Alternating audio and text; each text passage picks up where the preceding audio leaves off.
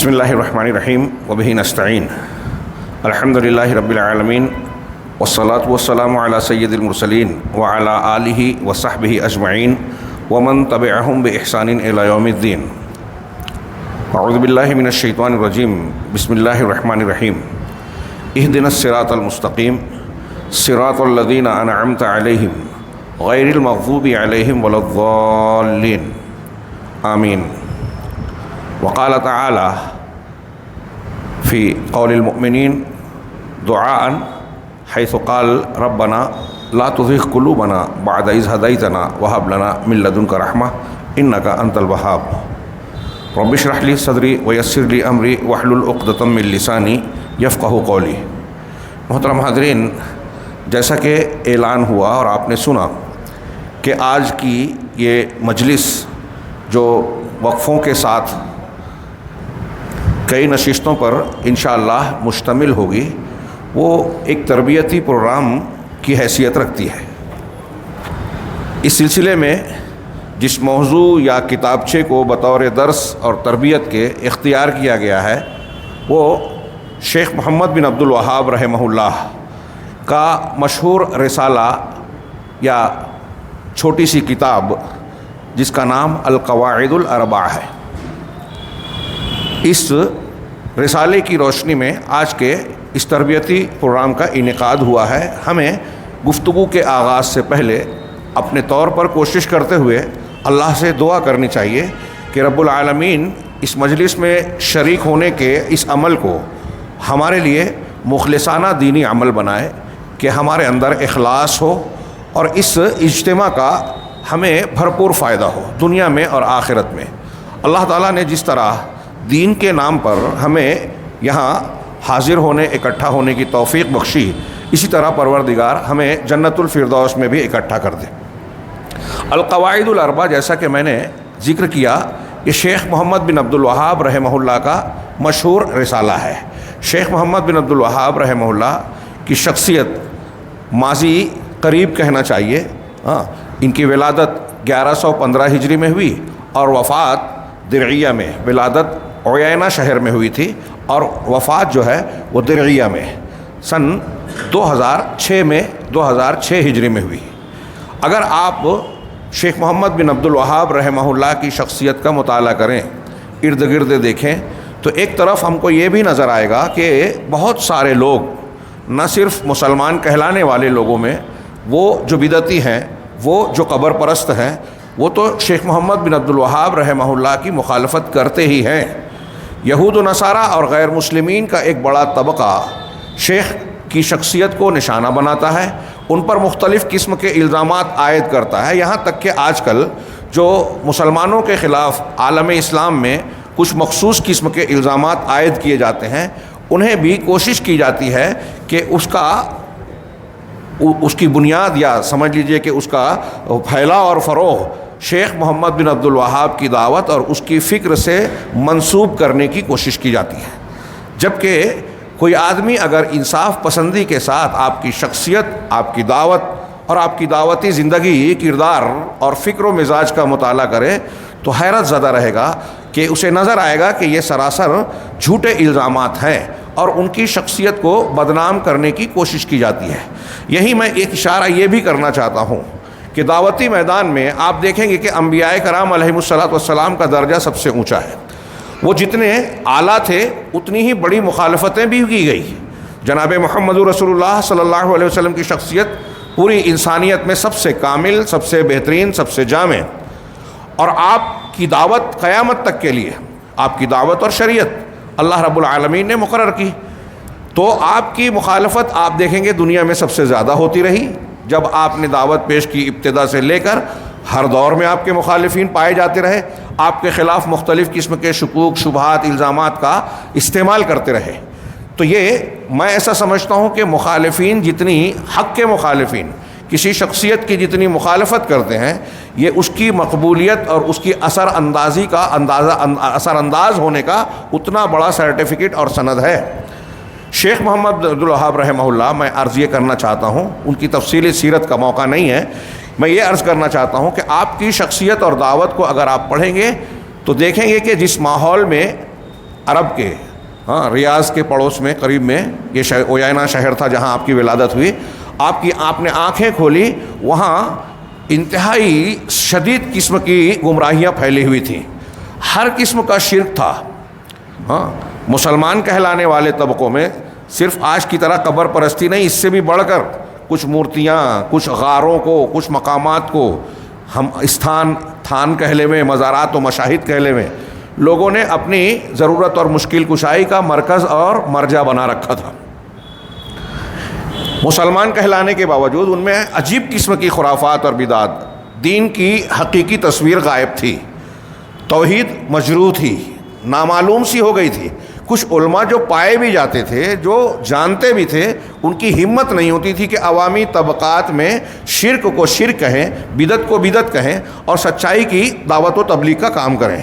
ایسے میں شیخ محمد عبد الوہاب رحمہ اللہ کی شخصیت میں اس جلسے اور اس پروگرام کے ذریعے سے یہ بھی کہنا چاہتا ہوں کہ اپنے گھروں میں اپنے بچوں کو عادی بنائیے ہمارے اسلاف صحابہ تابعین ائمہ کی شخصیات اور سیرتوں کو پڑھنے کا، اور شیخ محمد عبد الوہاب رحمہ اللہ جیسی شخصیات کو بھی ضرور پڑھیں.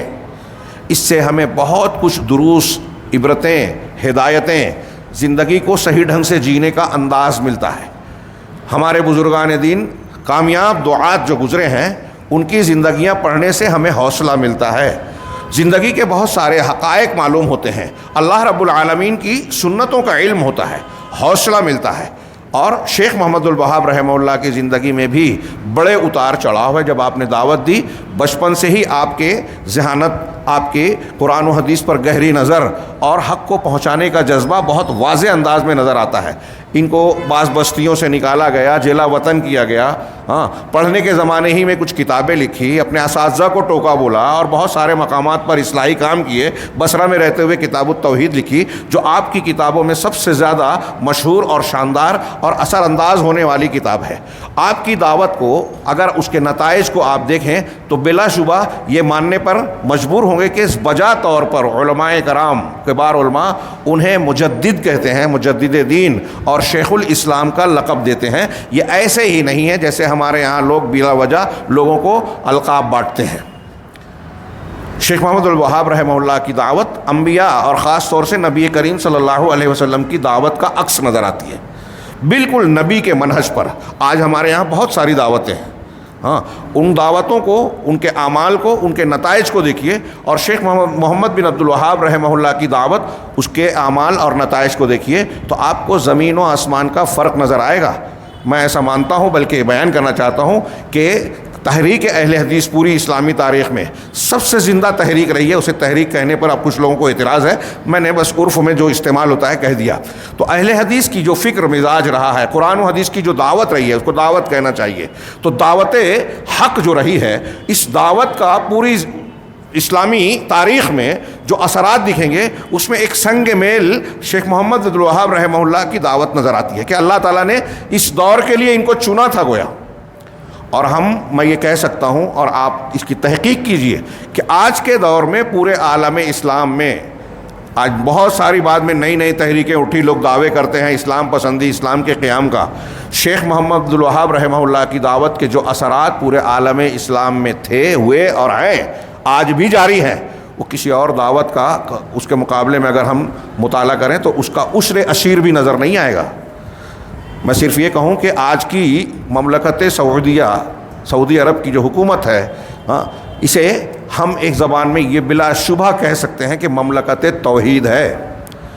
پورے روئے زمین پر اس وقت عالم اسلام کے کتنے بھی مسلمانوں کے کتنے بھی ملک ہوں، جس طریقے سے سعودی عرب کو آپ دیکھیں گے کہ وہاں شرک، بدعت، خرافات اور جاہلیت کے وہ نشانات جو اسلام سے واضح طور سے ٹکراتے ہیں، آپ کو نظر نہیں آئیں گے.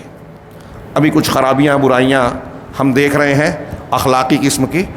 جو بری بات ہے وہ بری بات ہے، اور اس کے جو بھی اسباب ہوں غلط ہے. لیکن آپ کو یہ اخلاقیات ان سب کے باوجود، ان برائیوں کے باوجود، منہجی اعتبار سے، عقدی اعتبار سے، اسلامی خدمت، دینی خدمات کے اعتبار سے، قرآن و حدیث اور توحید کے اعتبار سے آپ دیکھیں گے کہ سعودی عرب کے جیسا پورے عالم اسلام میں کوئی دوسرا ملک نہیں ہے. وہاں آپ کو شرک نظر نہیں آئے گا، کھلی بدعات نظر نہیں آئیں گی. جو مختلف فی کچھ امور ہیں جس کی بعض مصلحتوں کے تحت وہ اجازت دیتے ہیں، اس کی الگ بات ہے. کچھ لوگوں کو پورے عالم اسلام میں ایک تھوڑی دیر کے لیے آپ کو میں صرف اشارہ کر رہا ہوں، میں بات تھوڑی شیخ محمد الوہاب رحمہ اللہ کی دعوت سے متعلق لمبی ہو گئی، بہت ہی 2-4 جملے میں سمیٹوں کہ آپ دیکھیں کہ پوری دنیا سے طلبہ پڑھنے جاتے ہیں وہاں. یہ شیخ محمد الوہاب کے دعوت کا جو نتیجہ ہوا، مملکت سعودی عرب کی بنیاد پڑی، وہ شاہ سعود خاندان اور ان کے خاندان میں جو معاہدہ ہوا کہ دینی امور دعوت و تبلیغ کا کام ان کا خاندان اور علماء دیکھیں گے، اور وہ خاندان اور ان کے طبقے جو ہے حکمراں بنیں گے، سیاسی امور کو دیکھیں گے. آج تک وہ معاہدہ چل رہا ہے، اور اسی کا ایک سلسلہ تھا کہ اسی زمانے سے جگہ جگہ مسجد دروس کا سلسلہ منعقد کیا گیا. وہ سلسلہ بڑھتا رہا کہ آج یونیورسٹیوں کی شکل میں بھی پھیل گیا اور پوری دنیا کے طلبہ وہاں جاتے ہیں. اس دعوت اور اس دعوتی منہج جو دروس میں پڑھائے جاتے ہیں مسجدوں میں، اداروں میں، اس کا جوہر وہی ہے جو انبیاء کی دعوت کا جوہر تھا. بہت اہم باتیں بول رہا ہوں میں. اس کی ضرورت ہے. آج مختلف جماعتیں جو کام کر رہی ہیں نا ہمارے یہاں، فلاں جماعت کوئی فضائل پہ محنت کر رہا ہے، کوئی اسلامی حکومت کے قیام کا نعرہ دیتا ہے، کوئی کچھ دیتا ہے. یہ سب انبیاء کے اور نبی صلی اللہ علیہ وسلم کی دعوت کے طریقے سے ہٹے ہوئے طریقے ہیں. شیخ محمد الوہاب کی جس دعوت کی میں بات کر رہا ہوں وہ نبی کے طریقے کی دعوت ہے، اسی منہج کے مطابق. اور اس میں سب سے نمایاں چیز جو آپ کو نظر آئے گی وہ یہ کہ اس دعوت میں جوہری بنیادی حیثیت عقیدے کو حاصل ہے، توحید کو حاصل ہے، شرک کا رد، توحید کی بنیاد، اور پورے دین کی عمارت اسی پر کھڑی ہوتی ہے. تمام انبیاء نے یہی کیا، اور یہی وجہ ہے کہ شیخ محمد عبد الوہاب رحمہ اللہ نے جو کتابیں لکھی ہیں ان کتابوں کو مطالعہ کیجیے، بڑی زبردست ہیں، مختصر اور جامع. سلف کی کتابوں میں، تحریروں میں اور بعد والوں میں ایک بات فرق کہا جاتا ہے کہ سلف کی کتابوں میں عبارتیں کم، معنی زیادہ، برکت زیادہ تھی. بعد والوں کے یہاں الفاظ اور تفصیل زیادہ ہے، برکت کم ہے. شیخ محمد الوہاب رحمہ اللہ کے منہج میں آپ ان کی کتابوں میں دیکھیں گے کہ اختصار ہے، اور اکثر و بیشتر جس و عقیدے کی کتابیں زیادہ ہیں، اور ان میں بھی ان کا جو مزاج، طریقہ اور منہج ہے وہ سلف کا، قرآن و حدیث کی تعلیم کا ہے کہ اپنی بات کم کہتے ہیں، قرآن و حدیث کی بات پیش کرتے ہیں، اور کوئی بھی بات کہتے ہیں قرآن و حدیث کی دلیل دیتے ہیں. ایسا ہی ہمیں بننا چاہیے، اور یہی طریقہ ہے دین کو سیکھنے، سکھانے، سمجھانے کا. تو شیخ محمد الوہاب رحمہ اللہ کی دعوت کا ایک میں نے اشارہ کیا کہ بنیاد عقیدہ ہے. سیرت پہ بھی آپ نے کتاب لکھی، احکام و مسائل پر بھی لکھی، لیکن سب سے زیادہ جو کتاب لکھی وہ عقیدے اور منہج پر. شیخ الاسلام علامہ ابن تیمیہ کے یہاں بھی آپ کو یہی ملے گا. کیوں؟ اس لیے کہ اس کی اس ماحول میں ضرورت تھی جس ماحول میں آپ نے آنکھیں کھولی. ابن تیمیہ رحمہ اللہ کے ماحول میں بھی، انبیاء کرام نے بھی اپنے اپنے ماحول میں اسی کو جو ہے اہمیت دی، عقیدے کو پہلے اور بنیاد بنایا. آج بھی جو ہمارا زمانہ ہے جس میں ہم بیٹھے ہیں، یہ تربیتی پروگرام کرنے جا رہے ہیں، اگر آپ غور سے اس مضمون کو پڑھیں گے اور تھوڑا سا سمجھیں گے بھی تو میں یقین کرتا ہوں کہ آپ کو محسوس ہوگا کہ اس دعوت کی، اس تربیت کی آج عالم اسلام میں گھر گھر اور بچے بچے کو اس کی ضرورت ہے. ہماری خواتین اور عورتوں کو اس کی ضرورت ہے، اور اسے سیکھے بغیر کوئی آدمی نجات پا ہی نہیں سکتا. اور اس کی جب اصلاح کریں گے تو باقی دوسری چیزوں کی اصلاح، سماج کی اصلاح. ہم دیکھتے ہیں کہ جیسے لوگ بولتے ہیں کہ آج کیا کیا ہو رہا ہے، لوگ سود کھا رہے ہیں، موبائل پر گندے فلمیں دیکھ رہے ہیں، بے حیائی پھیل رہی ہے، حق حقوق کے معاملات بگڑے ہوئے ہیں. یہ ساری چیزیں سدھرے گی اس بنیاد پر محنت کرنے سے. یہ میرا محض دعویٰ ایسا ہی نہیں ہے، بلکہ نبی کریم صلی اللہ علیہ وسلم کی دعوت، اس کے نتائج، اور آپ کے منہج پر پورے تاریخ میں جن جن لوگوں نے کام کیا اس کے نتائج آپ پڑھ لیجئے. آپ کو نظر آئے گا کہ جب عقیدے پر محنت کی گئی، توحید کو مضبوط بنایا گیا، ایمانیات پر محنت کر کے ایمان کی مخالف چیزوں کا رد کیا گیا، اس بنیاد پر جب تربیت کی گئی تو سماج اور معاشرے میں اصلاح ہوئی، سدھار آیا، اور دوسرے گناہ بھی تیزی سے کم ہوتے چلے گئے. گناہ ایک دم سے 100% ختم ہو جائے انسانی سماج میں یہ ممکن نہیں ہے. حق و باطل کی لڑائی چلتی رہے گی. اللہ رب العالمین کا یہ دارالامتحان ہے. یہ امتحان اسی وقت امتحان ہوگا جب اللہ تبارک و تعالیٰ بروں کو بھی چھوٹ دے رہا ہے، شیاطین کو بھی موقع دیا ہے کہ بہکا سکیں، بہکا رہے ہیں. تو یہ جنگ تو چلتی رہے گی نا. تو اس تناظر میں جو ایک اہل حق کا کام ہے، سب سے پہلا اور بنیادی وہ اس دعوت کو سیکھنا. میں اپنی بات یہ شیخ محمد عبد الوہاب رحمہ اللہ کی ان باتوں کے تناظر میں اس کتاب اور رسالے کی اہمیت بتانا چاہتا ہوں کہ یہ رسالہ بہت مختصر سا ہے، اور بعض علماء نے شیخ حیثم بن جمیل سرحان یہ مسجد نبوی حرم مسجد نبوی کے درسگاہ کے استاذ رہ چکے ہیں سابق میں، انہوں نے اپنی شرح میں لکھا کہ یہ جو کتاب اور رسالہ ہے یہ دراصل کشف الشبہات کا اختصار ہے، مختصر خلاصہ کہہ لیے، دونوں میں کہیں کہیں تھوڑا فرق نظر آئے گا، لیکن بنیاد آپ کو وہی نظر آئے گی، اور اس کے ان 4 قواعد کو اگر اچھی طریقے سے آپ جانیں گے تو آپ کو یہ محسوس ہوگا کہ ہمارے سماج اور معاشرے میں، ہمارے شہر میں، ہمارے ملک میں، اور دوسرے جو قرب و جوار کے پاکستان، بنگلہ دیش، دوسری جگہوں کے جو مسلمان ہیں ان کو یہ سبق پڑھانے، اس سبق کو جاننے، ان 4 قواعد کو جاننے کی بڑی شدید ضرورت ہے۔ عرب ملکوں میں اس کو بطور متن بچوں کو یاد کرایا جاتا ہے، اس متن کو حفظ کرتے ہیں علماء اور طلبہ کو کہتے ہیں کہ اس کو حفظ کر لیں۔ یہ تعلیم کی ایک ترتیب ہے کہ چھوٹے بچوں کو پہلے تحصیل کی جائے، یعنی ان کے ذہن و دماغ میں دین کی تعلیم کی جو چیز آگے تفصیل سے پڑھانا ہے اس کی اصل اور بنیادوں کو راسخ کیا جائے، بنیاد بنایا جائے، اسے تحصیل کہتے ہیں۔ تحصیل میں مختصر متون کو حفظ کرانا، حفظ پر زیادہ زور دیا جائے، سمجھایا کم جائے۔ پھر تھوڑا جب آگے بڑھتے ہیں تو متوسطہ میں آتے ہیں، اس میں کچھ تفصیل سے درمیانی قسم کی کتابیں پڑھائی جائے، اور پھر اس کے بعد والے مرحلے میں مفصل تحقیقی کتابیں علمیت اور گہرائی کے ساتھ اسے پڑھا جائے۔ یہ تعلیم کی تربیت بتاتے ہیں ماہرین تعلیم۔ تو تحصیل کی حیثیت سے بچوں، بڑوں کو، سب کو اگر عقیدہ یا دین سیکھنا ہے تو پہلے وہ کہتے ہیں کہ جو مختصر متون ہے جس میں دین کی بنیادی تعلیمات اور عقیدے کی اہم چیزیں یاد ہو جائیں، ہر بچے کو، ہر مسلمان بچے اور بچی کو حفظ ہونی چاہیے۔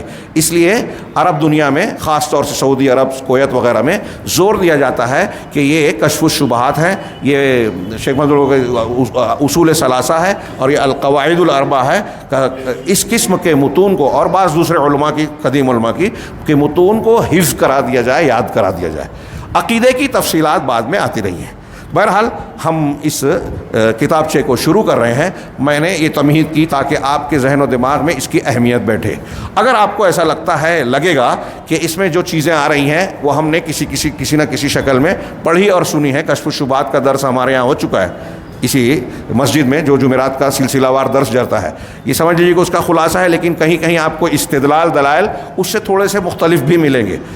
ہاں، اس کو آپ اگر غور سے پڑھیں گے، سمجھیں گے، تو اگرچہ آپ نے پڑھا ہے لیکن اب اسے اس طریقے سے سنیں، غور کریں اور اس کو ذہن و دماغ میں بسائیں کہ ہمیں اپنے ماحول اور معاشرے میں، ارد گرد میں ہمارے جو مسلمان کہلانے والے بہت سارے بھائی شرکیات میں مبتلا ہیں، اور وہ مختلف قسم کی غلط فہمیوں کا شکار ہو کے اپنے شرک میں مبتلا ہونے کے باوجود مطمئن ہیں اور اپنے آپ کو سچا پکا مسلمان سمجھ رہے ہیں، جبکہ شرک اکبر کرنے سے آدمی کا لا الہ الا اللہ سلامت نہیں رہتا، اور اس پر بغیر توبہ کے آدمی مر گیا تو کبھی جہنم سے نہیں نکلے گا، اس کے ساری نیکیاں اور عمل برباد ہو جائیں گے۔ آج ہمارے یہاں بہت سارے مسلمان بہت ساری فضیلتوں کو فضیلت سمجھ کر عمل میں لا رہے ہیں، محنت کر رہے ہیں، لیکن شرک اور توحید، یہ بنیادی قواعد کو دین کے جانتے نہیں ہیں، اس لیے پرانے مشرکین کی طرح یہ بھی شرک میں مبتلا ہیں اور سمجھتے ہیں۔ پرانے مشرک کہتے بھی تھے کہ ہم غیر اللہ کی عبادت اس لیے کر رہے ہیں، یہ سمجھتے ہیں غیر اللہ کی عبادت کر رہے ہیں اور سمجھتے ہیں کہ ہم عبادت نہیں کر رہے ہیں،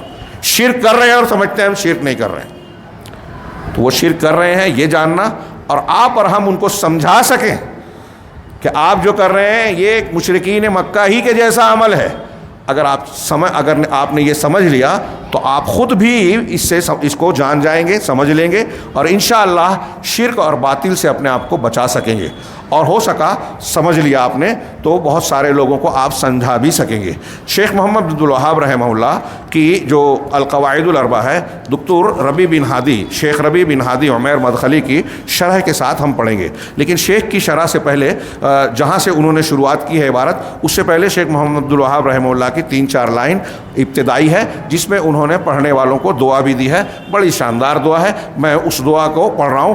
وہ کہتے ہیں شروعات کرتے ہوئے بسم اللہ الرحمن الرحیم کے بعد کہ اسأل اللہ الکریم رب العرش العظیم ان یتولاک فی الدنیا والآخرہ۔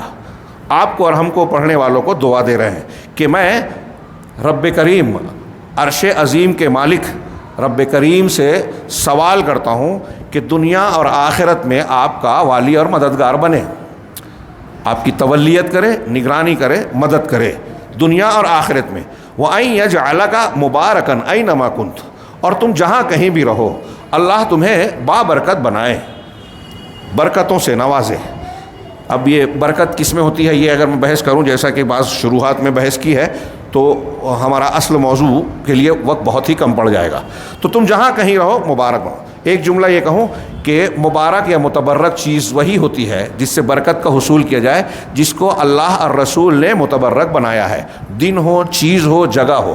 جس کو اللہ اور رسول نے متبرک نہیں بنایا تو وہ کتنا بڑا پیر ہو، پیر کا کپڑا ہو، اس کا جوتا ہو، اس کا منہ ہو، منہ، اس کا منہ یعنی بال، منہ کو منہ مبارک ہم نہیں بولیں گے، مبارک وہ ہے جس کو اللہ اور رسول نے مبارک کہا۔ ہاں تو بہرحال کہ آپ کہیں بھی رہو جس کو تو اللہ آپ کو مبارک بنائے۔ وَأَن يَجْعَلَكَ، یہ آخری جملہ بڑا شاندار ہے، شیخ عبدالرزاق نے اس کی بڑی لمبی چوڑی شرح کی کہ وَأَن يَجْعَلَكَ مِمَّنْ إِذَا أُعْطِيَ شَكَرَ وَإِذَا ابْتُلِيَ صَبَرَ وَإِذَا أَذْنَبَ اسْتَغْفَرَ۔ اور اللہ آپ کو، میں اپنے آپ کے لیے بھی کہوں کہ مجھے بھی اور آپ کو بھی، شیخ محمد الوہاب دعا دے رہے ہیں کہ ہمیں اور آپ کو بنائے ان لوگوں میں شامل کرے جن کو جب دیا جاتا ہے تو شکر ادا کرتے ہیں، جب مبتلا ہوتے ہیں امتحان اور آزمائش میں، ابتلا اور آزمائش میں پڑتے ہیں تو صبر کرتے ہیں، اور جب گناہ سرزد ہو جاتا ہے، گناہ گار ہو جاتے ہیں تو استغفار کرتے ہیں۔ دیکھیے ہماری شریعت میں جو ہم سے مطلوب ہے اللہ کو، بس یہی تین چیزوں میں سمٹ جائے گی ساری باتیں، کہ اگر اللہ نے خوشحالی اور نعمتیں دی ہے تو شکر ادا کیا جائے اس کی نعمت کا، اس کی قدر کی جائے، شکر کی اپنی تفصیل اور تقاضے ہیں، اور اگر مصیبت، پریشانی، دقت اور محرومی کی حالت ہے تو اس میں صبر کیا جائے۔ اللہ رب العالمین یہی مطالبہ کرتا ہے بندوں سے۔ اور تیسری چیز کہ بندے سے اگر گناہ ہو گیا تو استغفار کرے۔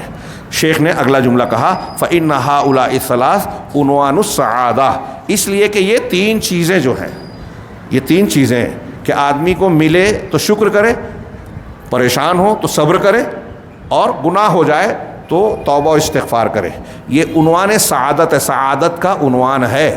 جس آدمی کے اندر یہ تین چیزیں آ گئی وہ دنیا میں سعید ہے، نیک ہے، اللہ کا پسندیدہ بندہ ہے، اور آخرت میں بھی انشاءاللہ کامیاب ہوگا۔ یہ دعا دی اور اس کے بعد شیخ نے اپنی عبارت شروع کی۔ شیخ کی عبارت کا میں ترجمہ کر رہا ہوں، اور ابھی کی جو پہلی نشست ہے اس میں ہم ان چار قاعدوں میں، چار قاعدوں کا ذکر ہے، چار قاعدے پڑھیں گے، اور ایک قاعدے کو میں چاہوں گا کہ ہماری پہلی نشست میں ہم اس کو گزر جائیں اس سے۔ بسم اللہ الرحمن الرحیم۔ شیخ نے کہا اعلم ارشدک اللہ تعالی لطاعتہ، جان لو، اعلم سے شروعات کی۔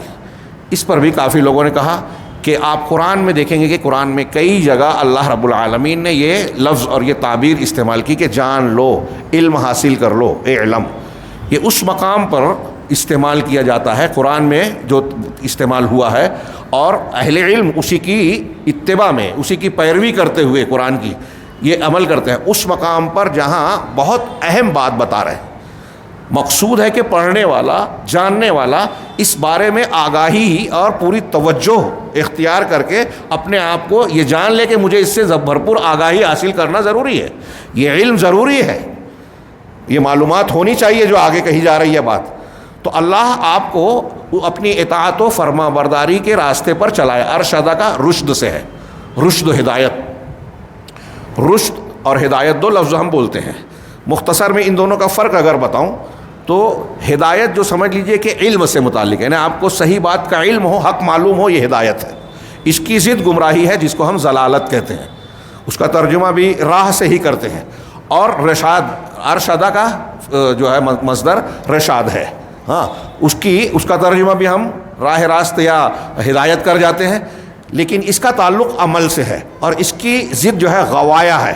ہاں وما ينطق عن الهوى، کیا ہے اللہ کے رسول کیا ہے اللہ کے رسول صلی اللہ علیہ وسلم والنجم اذا هوى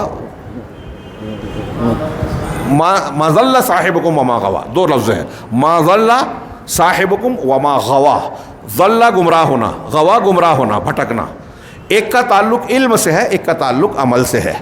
تو رشد کسی کو مل گیا مطلب وہ صحیح راستے پہ چلنے والا، عمل کرنے والا ہے۔ ہدایت کسی کو ملی تو پہلا معنی اس کا جو ان دونوں کے مقابلے میں کریں گے کہ اس کو صحیح بات کا علم ہو گیا، حق معلوم ہو گیا۔ تو شیخ نے کہا کہ اللہ تعالیٰ اپنی اطاعت کے راستے پر چلنے والا صاحب رشد آپ کو بنائے۔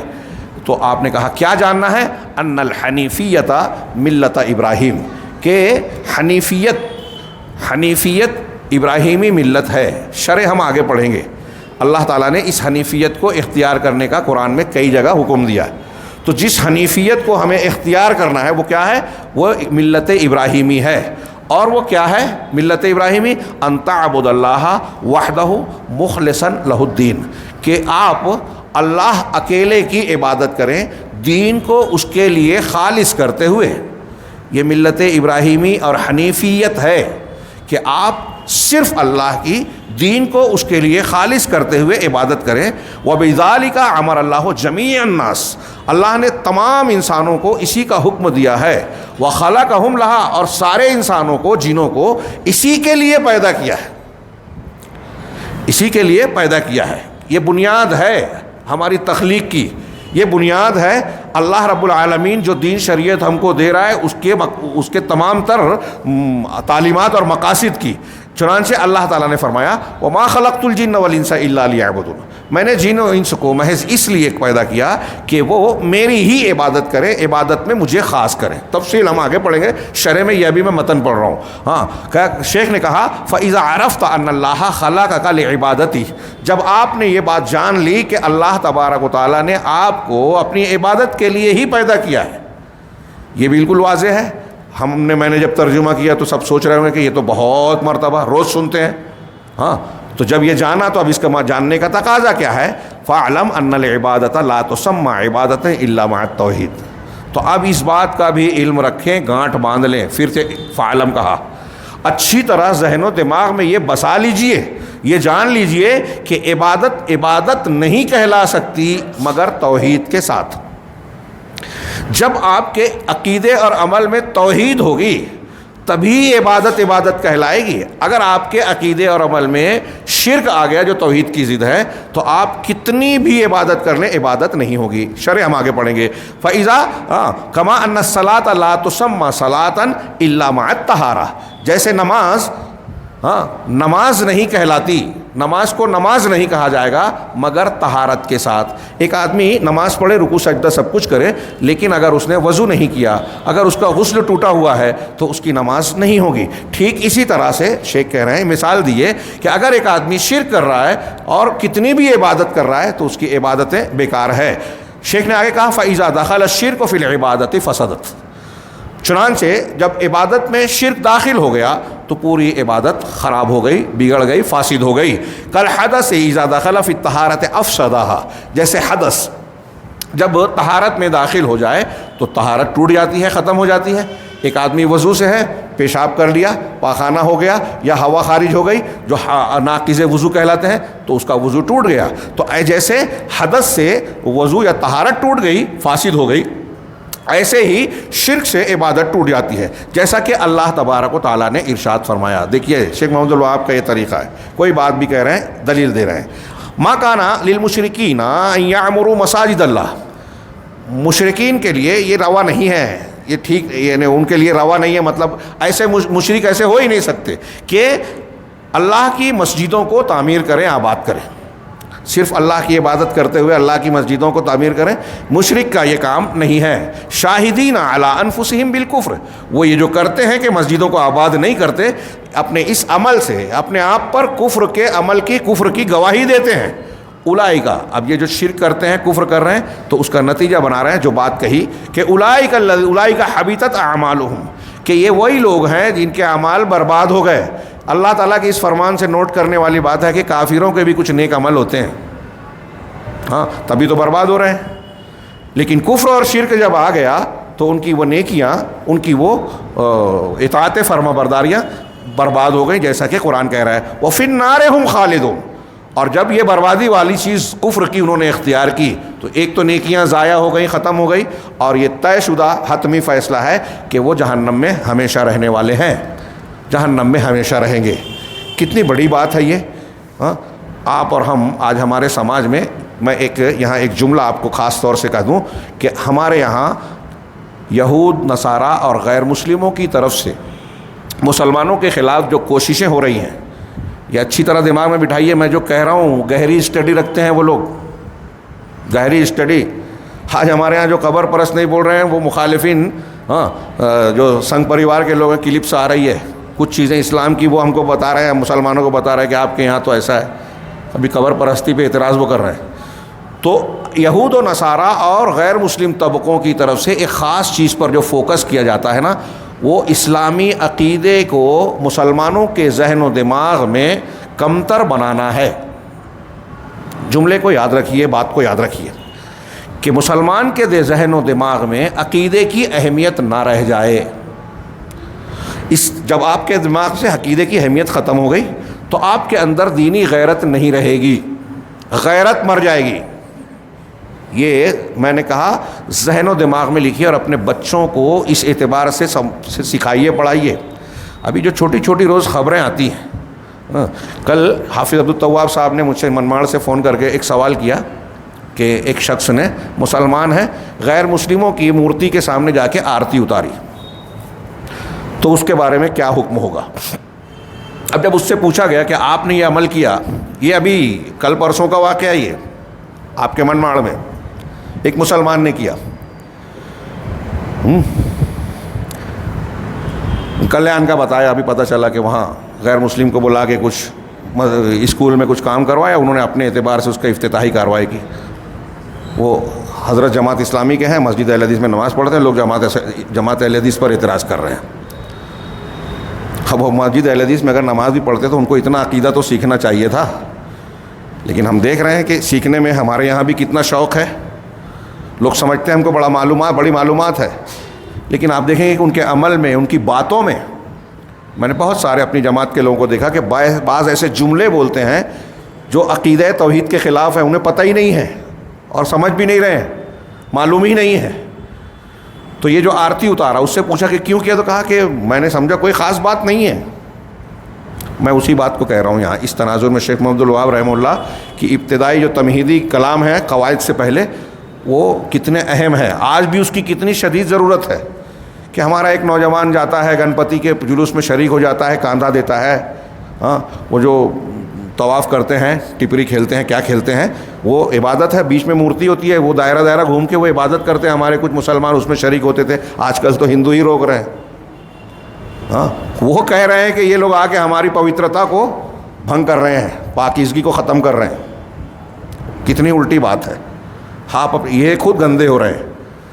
تو کوئی اس میں شریک ہو رہا ہے، کوئی مشرکانہ عمل میں شریک ہو رہا ہے. کچھ کلپس آئی کہ مزار کے بابا جا کے جو ہے دیے جلا رہے ہیں مندروں میں، اور خود مزار پہ جو عمل کر رہے ہیں.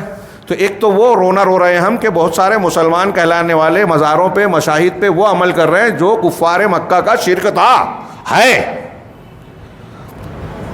اور وہ عمل بھی کرتے ہیں غیر مسلموں کے یہاں جا کے مورتی پوجا. ولا اور برا، دوستی اور دشمنی، کہاں ہم کو تعلق رکھنا ہے، کہاں نہیں رکھنا ہے. رواداری کی کیا حدود ہے؟ رواداری یعنی کشادگی، کہ ایک آدمی ٹھیک ہے، آپ کے لیے آپ کا دین، میرے لیے میرا دین، اسلام میں سب سے بڑی رواداری ہے.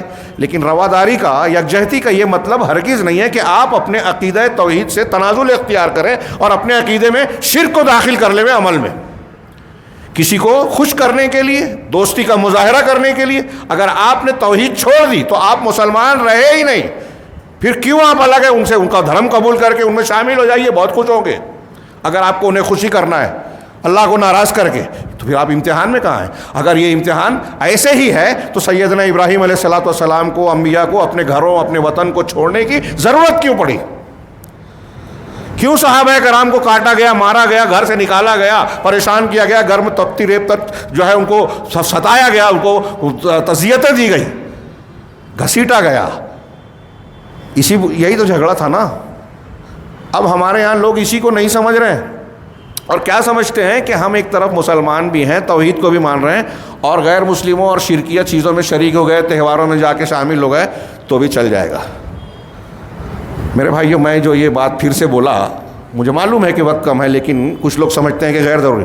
یہ ہمارے سماج کی ضرورت بتا رہی ہے کہ یہ جو پڑھنے جا رہے ہیں ہم، یہ کتنی ضرورت ہے اس کو. آج کے مسلمانوں کو ہم خود جب توحید اور شرک کو نہیں سمجھے تو غیر مسلموں کو کیا سمجھائیں گے؟ اور اگر ہم نے نہیں سمجھا اور نہ سمجھ کر شرک کے اکبر کو اختیار کیے رکھا، کتنی بھی خوش فہمیوں میں رہیں، کتنے بھی قرآن ختم کر لیں، میں ذکر و اذکار کا نصاب پورا کریں اور فضائل پر عمل کرتے رہیں، روز تہجد پڑھیں، روز کبھی جو ہے ہماری چاشت اور چاشت کی نماز نہ چھوٹے، لیکن اگر شرک ہے سارے عمل بیکار ہیں.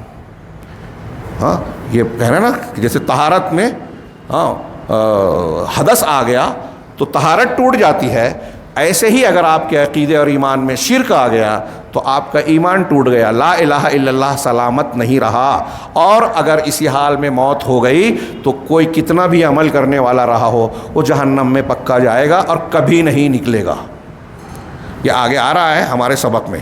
فَإِذَا عَرَفْتَ، شیخ محمد العوض جب یہ بات کتنی اہمیت کی حامل ہے اس کو جاننے کے بعد اسے غیر اہم اور معمولی مت سمجھیے. میں نے شروعات کی تھی یہ بتانے کے لیے کہ تہوین العقیدۃ والتوحید، توحید اور عقیدے کو کیا ہے کمتر بتانا، اس کی اہانت کرنا، معمولی چیز بتانا، یہ غیر مسلموں کے ایجنڈے کا ایک حصہ ہے. میں نے شبہات کے فتنے میں اس پر بڑی تفصیلی بات کی ہے مسجد میں. اس کے 24-25 دروس ہوئے تھے، 18-20 جو ہے کہ غیر مسلم خارجی طور سے تعلیم کے نصاب سے، میڈیا سے، اسپورٹس کے لائن سے، فلموں سے، ہر راستے سے جہاں آپ اور ہم تصور نہیں کر سکتے، نئے نئے ازم بنا کر انسانیت، ہاں میں نہ ہندو ہوں نہ مسلمان ہوں، میں انسان ہوں، بولنے میں خوبصورت لگتا ہے، لیکن آپ کو پتہ ہونا چاہیے کہ اس قسم کے جو مذاہب بنائے گئے یہ ایک نہیں، ایسے کئی مذاہب ہیں. اس کا ٹارگٹ صرف اسلام ہے. اور ہم یہ کہتے ہیں کہ ایک آدمی اگر صحیح مسلمان نہیں ہے، صحیح عقیدے والا نہیں ہے تو صحیح انسان ہو ہی نہیں سکتا. سب سے اچھا انسان وہ جو سب سے اچھا مسلمان ہے. نبی کریم صلی اللہ علیہ وسلم، صحابہ کرام اس کی مثال ہے. تو یہ دھوکہ دیا جاتا ہے ان چیزوں میں پھنسا کر، نئے نئے ازم، نئے نئے مذہب، اس طرح سے ہر طرف سے ہمارے دین کی بہت ساری تعلیمات پر اعتراض کیا جاتا ہے. اس مسلمان خاندان پر، مسلمان عورتوں پر، نکاح اور طلاق پر، تعدد ازدواج پر. ہاں آج ہمارے یہاں بھی قوانین پہ قوانین بن رہے ہیں. غیر مسلم دنیا کو یہ تاثر دیا جاتا ہے کہ اسلامی تعلیمات میں فلاں فلاں چیز ظالمانہ ہے، اور اس کی پروپیگنڈے کو سن سن کر ہمارے کچھ مسلمان بھی اسی دھارے میں بہہ جاتے ہیں اور جو ہے دفاعی پوزیشن اختیار کر لیتے ہیں. اگر آپ کا عقیدہ صحیح رہے گا نا تو یہ کمزوری آپ کے اندر نہیں آئے گی. محنت یہاں کیجیے اور اس کو پڑھیے، اس کو معمولی مت سمجھیے. ہاں ہماری عقیدے کی اہمیت کو کم کر کے ہماری اسلامی غیرت کو مارنے کی کوشش کی گئی ہے. جب آپ کی ہماری غیرت ختم ہو گئی تو اب چاہے جو ہوتا رہے ہم سب برداشت کریں گے. ہاں مسجد جانے دو، ہاں شرک کر لیا، ہاں ہماری بیٹی جو ہے غیر مسلم کے ساتھ چلی گئی، چلو کوئی بات نہیں. یہ غیرت ختم ہو گئی ہے. اب غیرت کے زندہ ہونے کا یہ بھی مطلب نہیں کہ آدمی الٹی سیدھی حرکتیں کرے. اس کا جو توڑ ہونا چاہیے، اس کا جو رد عمل اور جو اثر ہونا چاہیے وہ نہیں رہا تو غیرت مر گئی. اور یہ کوشش غیر مسلم دنیا سے کی جا رہی ہے، ہر راستے سے کی جا رہی ہے، اور اس کا نتیجہ ہے، اس کا جواب دینے کے لیے، اس غیرت کو زندہ کرنے کے لیے یہ دروس ضروری ہیں، اور یہ خاص طور سے ان موضوعات پر. شیخ نے آگے کہا فَإِذَا عَرَفْتَ، جب تم نے یہ بات جان لی کہ أَنَّ الشِّرْكَ إِذَا خَالَطَ الْعِبَادَةَ أَفْسَدَهَا، کہ شرک جب کسی عبادت میں گھل مل جاتا ہے تو اس عبادت کو برباد کر دیتا ہے، اس عبادت کو فاسد کر دیتا ہے، بگاڑ دیتا ہے، خراب کر دیتا ہے. وَأَحْبَطَ الْعَمَلَ، اور عمل کو برباد کر دیتا ہے. وَصَارَ صَاحِبُهُ مِنَ الْخَالِدِينَ فِي النَّارِ، ایک جملہ غور کرنے کا ہے. اور ایسا کرنے والا، شرک کرنے والا جہنم میں ہمیشہ رہنے والوں میں شامل ہو جاتا ہے. جب تم نے یہ باتیں جان لی، عرفتہ، تو یہ بات بھی تم جان گئے کہ ان اہم ما علیکا، کہ سب سے زیادہ اہم فریضہ جو آپ پر عائد ہوتا ہے، سب سے بڑی چیز، سب سے ضروری کام جو ہمارے لیے ضروری ہے، فرض ہوتا ہے، وہ کیا ہے؟ معرفت الشرک الذی ھذا قدرہ عند اللہ، اس شرک کو جاننا جس کا اللہ کے یہاں یہ معاملہ اور مقدار ہے کہ اللہ رب العالمین کو یہ گوارا نہیں ہے، اس کی غیرت شرک کو برداشت نہیں کرتی، اسے معاف نہیں کرے گی اگر مر گئے آدمی اس پہ. تو سب سے اہم ضرورت یہ ہے کہ ہم شرک کو بھی سیکھیں. سیکھیں تاکہ اس سے اپنے آپ کو بچائیں. لعل اللہ ان یخلصک من هذه الشبکہ، تاکہ اللہ تبارک و تعالیٰ شرک کو سیکھیں تاکہ اللہ تبارک و تعالیٰ آپ کو اس جال سے بچا لے. شبکہ جال کو کہتے ہیں. جال میں پھندے ہوتے ہیں، ہاں ڈھورے دھاگے ہوتے ہیں، اس کی شاخیں ہوتی ہیں. تو ایسے ہی شرک کی قسمیں ہیں، اس کے پھندے ہیں، اس کے بہت سارے. اور جال میں شرک میں جو پھنستا ہے، جو مچھلی پھنستی ہے، جو جال میں جو پرندے پھنستے ہیں، ان کو پہلے پھنسنے کا احساس نہیں ہوتا کہ ہم شکار ہو رہے ہیں. ہاں وہ صحیح راستہ سمجھ کے جال میں چلے جاتے ہیں. تو اس جال سے اللہ تبارک و تعالیٰ آپ کو بچا لے ہوئے. اور وہ جال کیا ہے؟ اللہ کے ساتھ شرک کرنا، جس کے بارے میں اللہ کا فرمان ہے ان اللہ لا یغفر ان یشرک بہ ویغفر ما دون ذلک لمن یشاء. مشہور آیت کہ اللہ اس بات کو معاف بالکل نہیں کرے گا، بخشے گا نہیں کہ اس کے ساتھ شرک کیا جائے، اور اس کے علاوہ جسے چاہے گا بخش دے گا. یہ بالکل صاف کلیئر واضح دلیل ہے اس بات پر کہ شرک پر مرنے والا آدمی کبھی جہنم سے نہیں نکلے گا. اور اسی میں یہ دلیل بھی ہے کہ شرک سے کم درجے کے جو گناہ کرے گا آدمی، وہ یا تو اللہ یوں ہی معاف کر دے یا جہنم میں عذاب دینے کے بعد جہنم سے نکالے، لیکن وہ معاف ضرور ہوگا. ہاں وذالکا، اب یہ چیز جو آپ پر ضروری ہے کہ شرک کو سمجھے جانے، تو یہ کیسے ہوگا؟ وذالکا بمعرفت اربع قواعد ذکرہ اللہ تعالیٰ فی کتابہ. اور یہ ان 4 قاعدوں کو جان کر ہو سکتا ہے. آپ شرک کو جان کر اس سے بچیں. یہ اس وقت تو ہو سکتا ہے جب آپ 4 قاعدوں کو جانیں جن کو اللہ نے اپنی کتاب میں ذکر کیا. یہ شیخ محمد عبدالوہاب کہہ رہے ہیں کہ اپنے میرے ذہن کی اپج نہیں ہے جو میں قاعدے بیان کر رہا ہوں، یہ قرآنی قاعدے ہیں. اللہ رب العالمین نے قرآن میں اس کا ذکر کیا ہے. تو ہم آج کی پہلی نشست کے خاتمے سے پہلے ان 4 قواعد کو سرسری طور سے تیزی سے پڑھتا ہوں. ہاں یہ 2 قاعدے ابھی پہلی مجلس میں پڑھ لیتے ہیں کہ القاعدۃ الاولیٰ. پہلا قاعدہ یہ ہے کہ ان تعلم ان الکفار الذین قاتلهم رسول اللہ صلی اللہ علیہ وسلم یقرون بان اللہ تعالی هو الخالق الرازق المحیی الممیت المبدر لجمیع الامور. یہ پہلا قاعدہ کہ وہ کافر کفار مکہ اور ارد گرد کے جن سے رسول اللہ صلی اللہ علیہ وسلم نے قتال اور جنگ کی، لڑائی کی، اللہ کے رسول کی جن سے ٹھنی، رحمت للعالمین کس بات پر لڑ رہے ہیں؟ ہاں کافروں سے، کفر کی، شرک کی بنیاد پر. جن سے آپ کا قتال ہوا وہ مشرکین اور کفار اس بات کا اقرار کرتے تھے. اچھی طرح یہ 4 قاعدے دماغ میں بٹھائیے گا. تو جن کفار سے رسول اللہ صلی اللہ علیہ وسلم کی لڑائی اور جھگڑا ہوا، وہ اس بات کا اقرار کرتے تھے کہ اللہ خالق ہے، رازق ہے، زندگی دینے والا، موت دینے والا، اور کائنات کے تمام معاملات کی تدبیر کرنے والا ہے. سارا نظم و ضبط انتظام اسی کے ہاتھ میں ہے، ایک پتہ بھی اس کی مرضی کے بغیر نہیں ہلتا. یہ کون مانتا تھا؟ کس کی بات کر رہے ہیں شیخ محمد اللہ؟ پہلا قاعدہ کفار، مشرکین مگر، جن کو ہم مشرک کہہ رہے ہیں، جن کو ہم کافر کہہ رہے ہیں، وہ یہ مانتے تھے کہ خالق مالک اللہ ہے. وہ یہ مانتے تھے کہ زندگی موت دینے والا اللہ ہے. وہ یہ جانتے تھے، مانتے تھے، کہتے تھے کہ اس کائنات کو چلانے والا، تدبیر کرنے والا اللہ ہے. اور اس بات کو ذکر کرنے کے بعد شیخ محمد عبدالوہاب رحمہ اللہ نے قرآن کی 2 جگہ سے آیتیں نقل کی جو ہم آگے پڑھیں گے. کہ آپ ان سے پوچھئے آسمان و زمین کو کس نے پیدا کیا؟ کان آنکھ کا مالک کون ہے؟ کون ہے جو ملکوت السماوات والارض کا اختیار رکھتا ہے؟ تو یہ جواب دیں گے اللہ. کفار مکہ یہ مان رہے ہیں. پہلی چیز، میں دلیلوں کے بغیر قاعدے کا صرف ذکر کروں. دوسرا قاعدہ تفصیل شرح اگلی نشست میں کہ کفار ان الکفار فی زمن رسول صلی اللہ علیہ وسلم الذین قاتلهم كانوا یعبدون الاصنام لا لانها تنفع وتضر. اب دوسرا قاعدہ بہت اچھی طرح دماغ میں رکھیے کہ وہ کفار جو رسول اللہ صلی اللہ علیہ وسلم کے زمانے میں تھے، کافر اور مشرک کہلا رہے تھے، جن سے اللہ کے رسول صلی اللہ علیہ وسلم نے جنگ کی، وہ بتوں کو جو پوجتے تھے، بتوں کی پرستش کرتے تھے. تو وہ بتوں کی پرستش کیوں کرتے تھے؟ کیا مانتے تھے؟ اس لیے نہیں، وہ ایسا عقیدہ نہیں رکھتے تھے کہ یہ بت جو ہے وہ نفع پہنچاتے اور نقصان پہنچاتے ہیں. نفع اور نقصان کی طاقت ان بتوں کو ہے، وہ کفار نہیں مانتے تھے. بلکہ کس لیے پوچھتے تھے؟ قربت اور شفاعت کے عقیدے سے.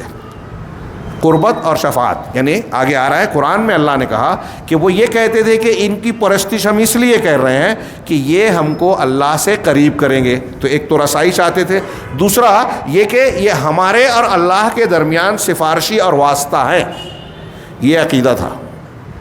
وہ یہ نہیں کہتے تھے جیسے ہمارے یہاں کچھ لوگ اس سے بھی آگے بڑھ گئے مکہ کے، ابھی آپ پڑھیں گے، مکہ کے کفار سے آگے بڑھ گئے کہ پیر صاحب کا دامن تھام لو، ان کے سلسلے پر بیعت کر لو، وہ گھسیٹ کر جنت میں لے جائیں گے، آپ کچھ بھی کرو.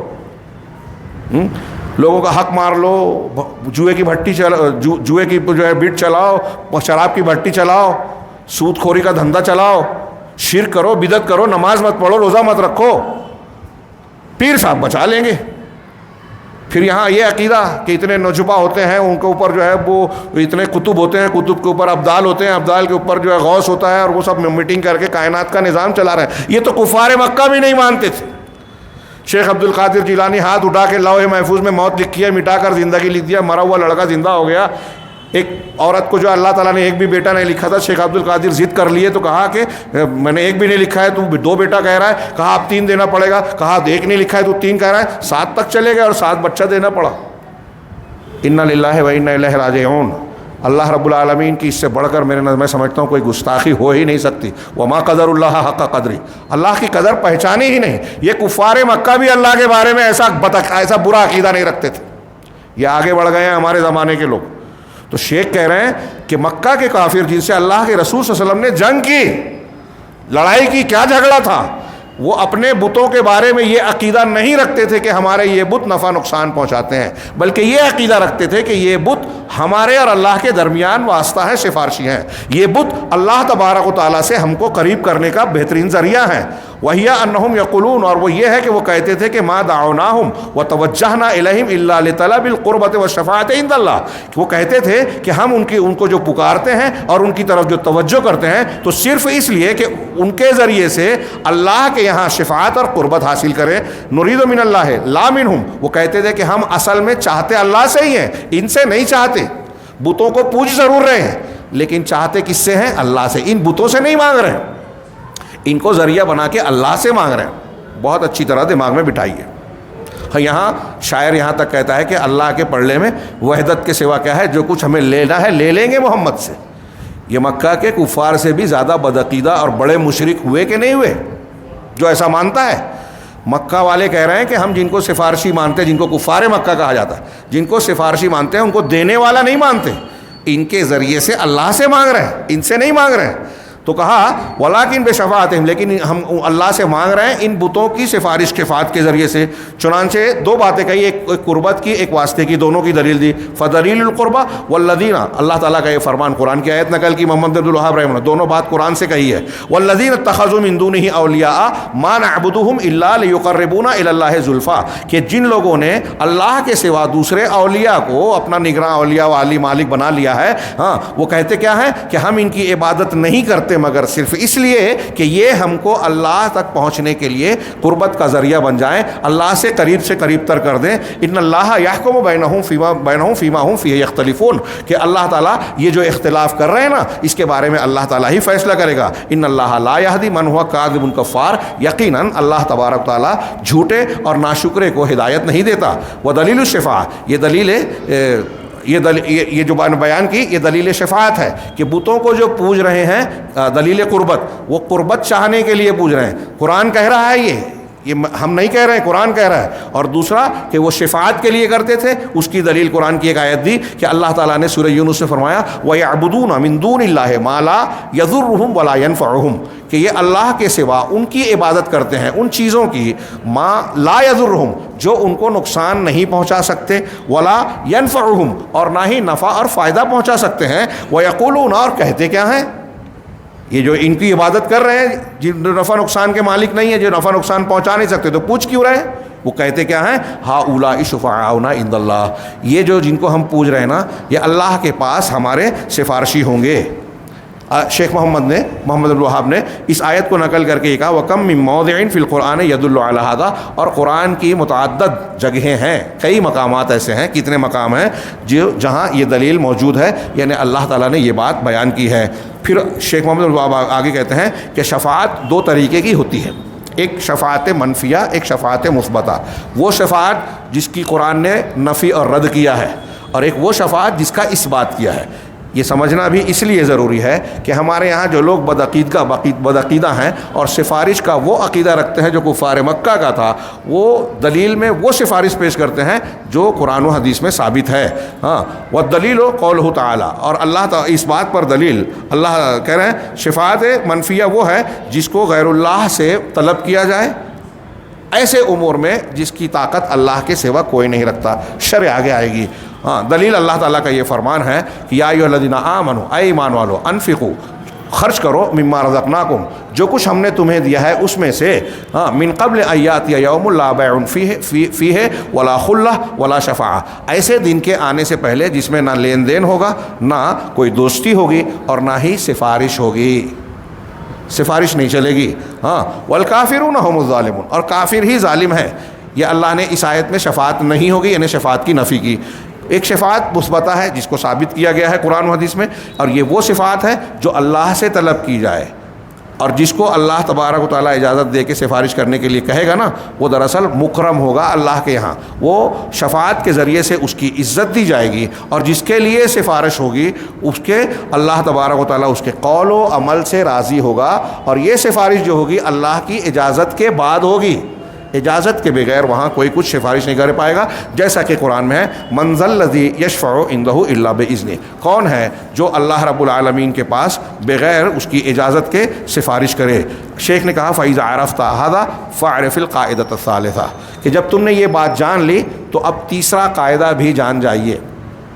تیسرا قاعدہ انشاءاللہ ہم تھوڑے سے وقفے کے بعد شروع کریں گے، اور اس کے بعد جو ہے ان قواعد کی کچھ تفسیر بھی پڑھیں گے. اللہ رب العالمین ہمیں اخلاص دے، صحیح علم اور صحیح عمل کی توفیق دے. وآخر دعوانا الحمدللہ رب العالمین.